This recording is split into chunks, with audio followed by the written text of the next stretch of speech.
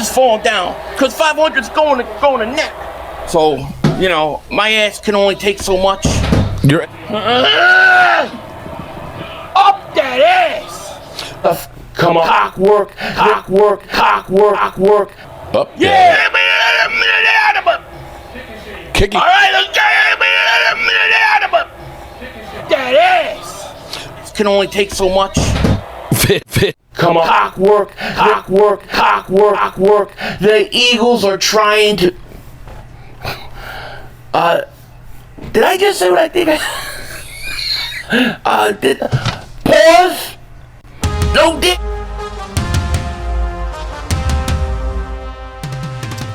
Oh my goodness, good people. Good morning, good people. Mark Holmes here with my buddy Cowboy Joe Boo. And as always, I want to say thank you all for watching, commenting, subscribing, and being part of the Joe Boo Sports Report. Without you guys, as well as you ladies, you know that this literally does not work. Let's turn down the music a little bit here. It is week number 8. Oh my, can you believe it's already week number 8 in the NFL season? And here we have the Rams, which is one of those teams that's a disappointment at 2-4, going against the Minnesota Vikings, a surprise team at 5-1.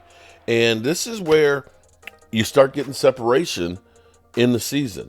And unfortunately, they always talk about, here's what always happens with the talking heads is they look at everybody who was a playoff team the year before, and they automatically think they're going to be great, and they keep them high in their ratings, except for the Cowboys. And when you look at this year, when you know that the Rams surprised everybody because they were a playoff team last year, because everybody thought that they were going to be rebuilding, they are, in fact, bad this year. They're 2-4, and they're struggling, and there's rumors of Matthew Stafford maybe being traded.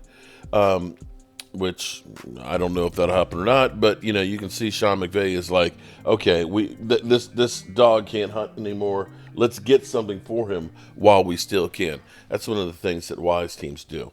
So right now you have the Rams looking on the outside, looking in, desperate to get a win against Minnesota, which is trying to get some separation from everybody else and get some cushion.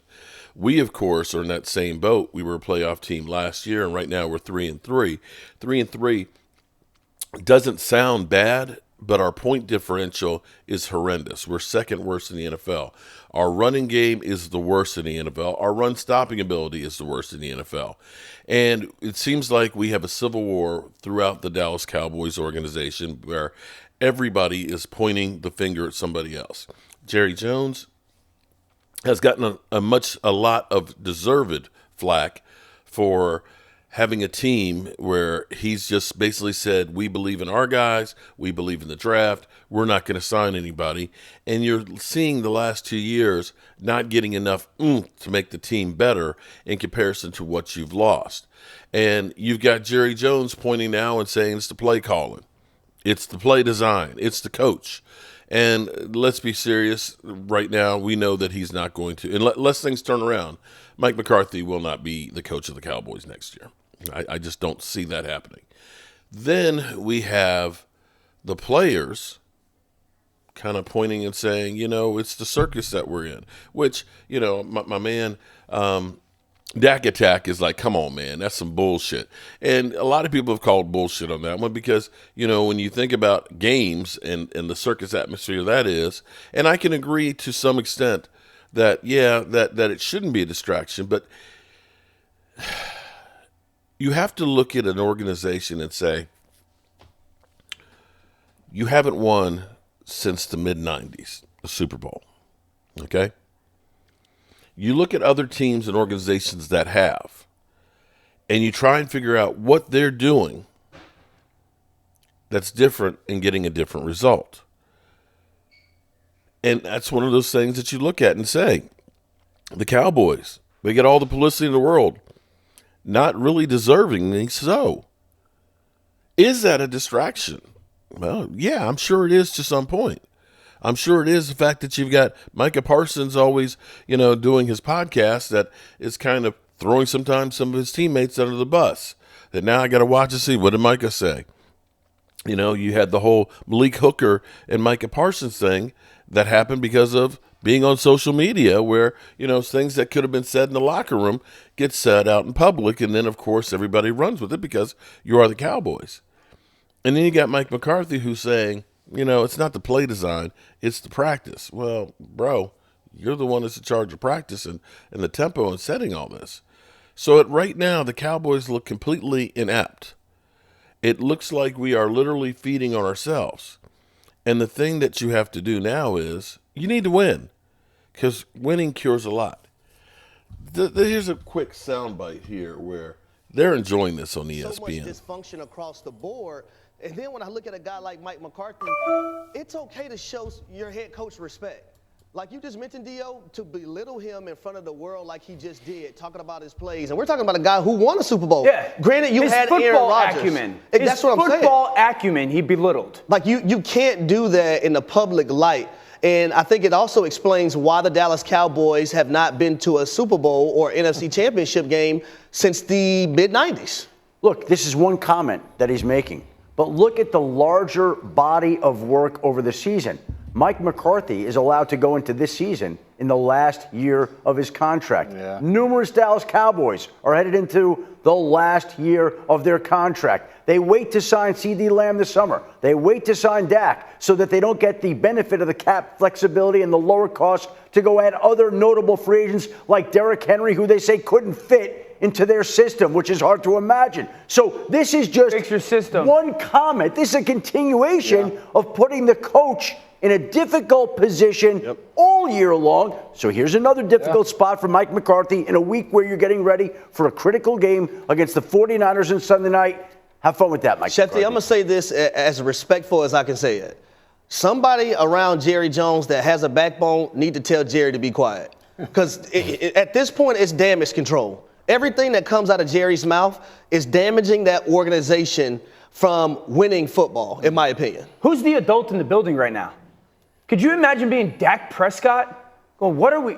I got to get ready for a San Francisco defense that's playing really good, and you mean their kryptonite? You mean the Dallas Cowboys' kryptonite? The defense struggled with the last 3 or 4 years. Yeah. So there's that, and then we've got Nick Bosa basically saying we're slump busters. Yeah, sure. It's been good for us. I mean, we've won, I think, all of them actually. So yeah. So it's not good right now. Okay, now San Francisco is beat the hell up. It is beat the hell up. Debo literally just got out of the hospital with pneumonia, did not practice yesterday. We'll get more of a window for both teams. We got Micah Parsons and Deron Bland basically as game time decisions for the Cowboys. And we are just as beat up as they are. And this is literally the desperation bowl. The Cowboys, they need to win bad. Nobody's expecting the Cowboys to win. We're the underdog, of course, in this game. We're going to be on the road in Santa Clara. But a win right here would quiet so much of the noise that's going on right now. And it would actually be therapeutical. Now, for the long term of the Dallas Cowboys, it possibly turns the season around. I know that people look and they'll say that, we'll probably go 1-5 over the next bunch of games, but I'm sitting here in my mind and I don't want to look past this game, but the Atlanta Falcons, I don't know that I really believe in Atlanta Falcons. You've got a grudge match with the Green Bay Packers. Not the Green Bay Packers, with the Philadelphia Eagles, and seeing the Eagles, going against Cleveland in that game and doing what they did. They don't give me a whole lot of hope. I know they mollywopped, of course, the Giants and things, but I'm not sure that the Eagles are that good of a team right now either. So if the Cowboys can get their shit together, they could go on a run. Things change quickly in the NFL, as we all know. So I'm not ready to throw in the towel. My hope is that maybe this is deja vu to where we were last year with the offense. The offense, Brandon Cooks looked like that was a complete wash. We kept hearing that Brandon Cooks, of course, was a 1,000-yard receiver everywhere he went, and so on. We had C.D. Lamb, who was getting under 53 yards a game, and it was the defense that was saving us. And it took time for the offense to gel. Maybe we're going to have the same thing this year because we do have some new players with the offensive line and so on, and we're still feeling our way through there. And the same may be true with the defense. Now, if they do get Micah Parsons back, as much as people have maligned him and say, trade Micah Parsons, we don't need him, you see the value of him by not being there. And getting Carson back, I think, will be huge too, because everything's going on Diggs, and Diggs is still recovering himself, as well as if we can get Deron Bland, maybe we get a guy who can start getting some interceptions again, because the takeaways are going to be key for this team. We've been giving the ball away more than we've been getting it, and that is a difference maker. So some of the things are fixable. Some of the things are only going to be fixable by bringing in more talent. And that goes back to, of course, Jerry Jones. And I don't believe that that's going to happen. I just don't see less than 2 weeks from now with the trade deadline that the Cowboys are all of a sudden going to go ahead and try and get more. There is Cooper Kupp out there who is 31. The Rams are basically in a fire sale mood. They're looking to get a second. You know, they want to get more compensation than what the Raiders got. You can want to get anything. It doesn't mean that you're going to get it. So I don't know if Cooper Kupp will go for a second or not, but we'll have to wait and see. In my mind, you guys know how I feel about my second-round pick. We haven't had a player who's been impactful for our team in the second round since Diggs. And before that, it was D-Law. And before that, it was Sean Lee. The Cowboys' history with second-round picks. And you know how we always overpay for people. So, you know, Cowboys, another weapon would definitely help this offense. But again, it all goes back to Jerry Jones and what is going on in Jerry Jones's mind. The problem, I think, is, as they said, somebody needs to get a hold of Jerry and tell him that he needs to shut up.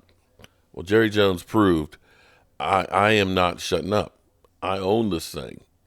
And you are not going to tell me what I need to do. If I want to F this thing up, I'll F it up. I don't care. I am the one in charge here. So we'll see how all this goes. I can't wait to see the practice report because this is the big practice for the week. Tomorrow is the recovery day, Saturday's the travel day, and of course Sunday Night Football is when the Cowboys play. I don't know what we're going to do, how we're going to do it, but this is literally the last chance for this team to get their shit together. It just is. If they don't come out and play with a sense of urgency here and get this win, then I'm afraid that this season is really just going to go off the rails and just continue to get worse and worse. A win here would be a major emotional boost. All right, let's go to it. Let's get this over with. I think they run terrible routes, and I've thought that beyond this year. I think CeeDee's got to improve in his route running. And as a quarterback, if you're not certain where guys are going to be consistently, it's hard to play the position. That's what I see. I see guys lazy coming off the line of scrimmage, and I'm not speaking for Dak. Dak may say, hey, I think everything's amazing, but as a former quarterback watching it, it's got to get a lot better. So that's really strong, right? And so we have two receivers here regularly. We have Harry Douglas and we have Hawk. Yep. He said this, and I got a hold of it the day I lost Harry. So I've been waiting all week to get a receiver in to look at the tape. Is Troy right? He's right. The West Coast offense is very meticulous, it's very detailed, it's very precise, and they're not doing that. And that is a effort problem, that is a design problem, and that's an execution problem. Right here, you have a third down against the Lions. You have an orbit motion from CeeDee. The whole point of this is to spread the defense and take that attention away. If CeeDee jogs this, it makes a muddy picture for Dak Prescott in the middle of the field. Not only that, they know you're not getting the ball. Then up top, you have Tolbert, who is breaking down for 3 yards and essentially tipping off to the safety what's going on. Here's a design issue. You have a motion across formation into a bunch, and you have him as the first release. So every other receiver has to wait.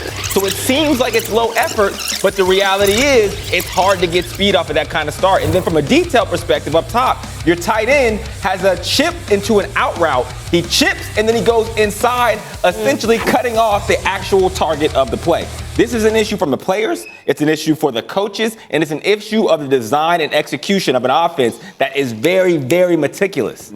Boy, am I glad that I got you in here because, I mean, I'm not qualified to speak on this. I can't watch that tape and see the things you just did. So, but you would assume Troy Aikman knows what he's talking about because he's in the Hall of Fame and is one of the greatest quarterbacks of all time. Well, Jerry Jones has had himself quite a week.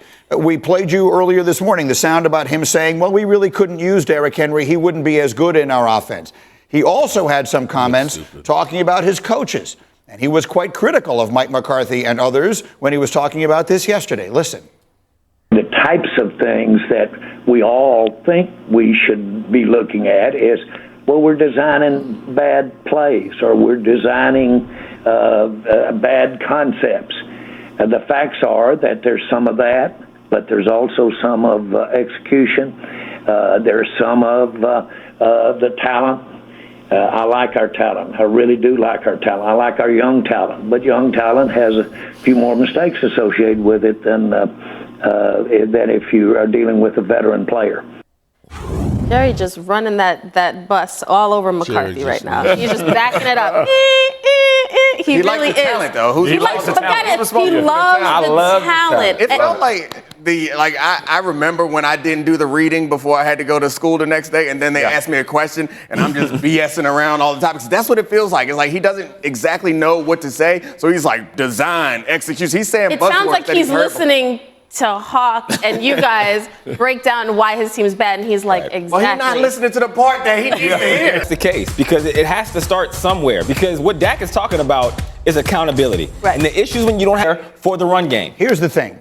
I can't analyze the tape that Hawk just gave us and say that this is bad because of the bunch formation. I can't do any. But here's what I can say, or I can see, that their defense is getting their behinds kicked every single week by teams that can run the ball. They are getting humiliated, and that is not schemes, that players to stand up against this. There you go. The word is out. Every team knows you can do it. San Francisco is going to run the ball for 250 yards against them. They had issues with stopping the run last year. So it could be somewhat scheme and execution, but it could also go back to the practice, pointing at coaches and pointing at other people. Like, it's hard to instill that. But I do think that what they should do, to Rex's point, is you got to all-out blitz. Like, you have to turn to a high variance style of play where you're either going to give up an 80-yard touchdown or cause a sack. Causes the linebacker to be wrong, and it's like each of them take their turn, whether it's the front defensive line, the linebackers, or even the defensive.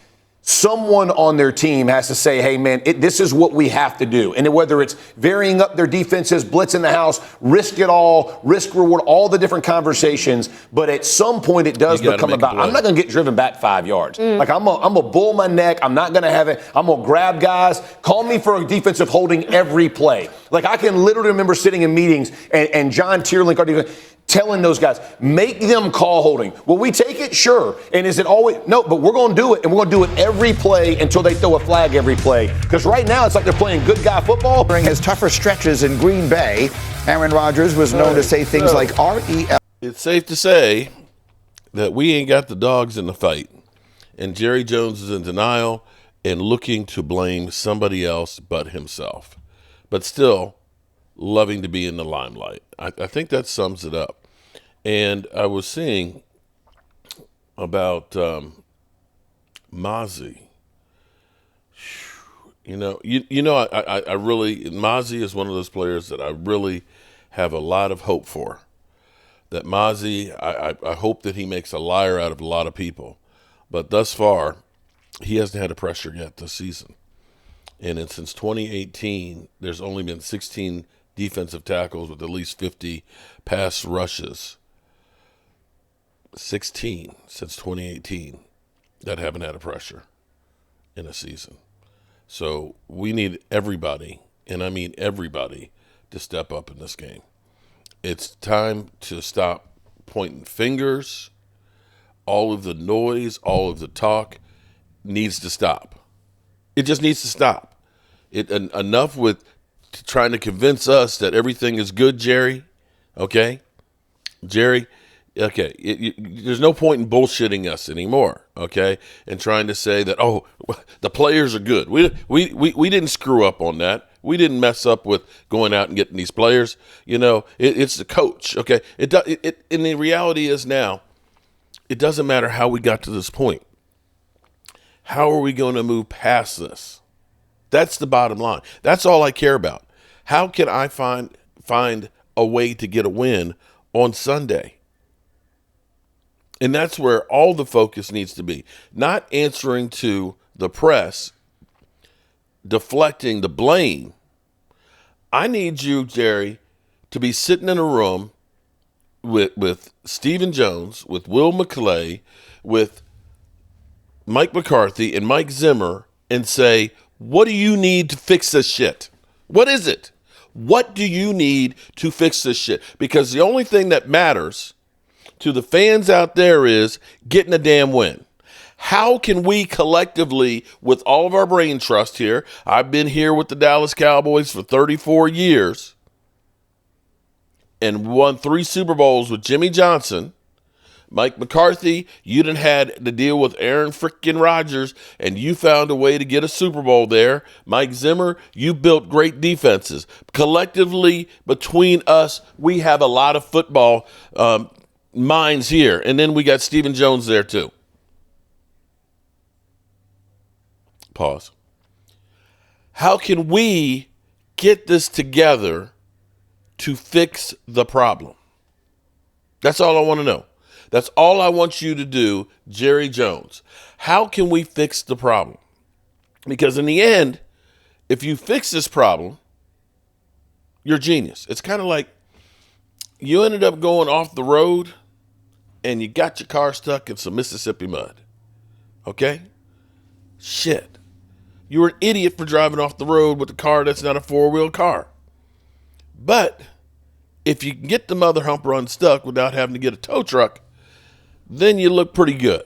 And then all is forgiven because you're not stuck in the mud anymore. We got to get out of being stuck in the mud. I'm so flustered I can't even speak right. That's all I care about is getting out of the damn mud. Okay? How are you guys collectively going to get us out of the mud? I hope everybody has a great day, and I'm going to go work on this roof some more, get some shingles put on, and I will be back tonight for Thursday Night Football. Hope you guys join us. We'll be talking about the Dallas Cowboys and all of their issues that they have. And believe me, they got a lot of issues. And they really need to truly find a way to get a win. If you can't beat San Francisco now, as beat down and dejected as they are, then there is no hope for this team. This is the last hope.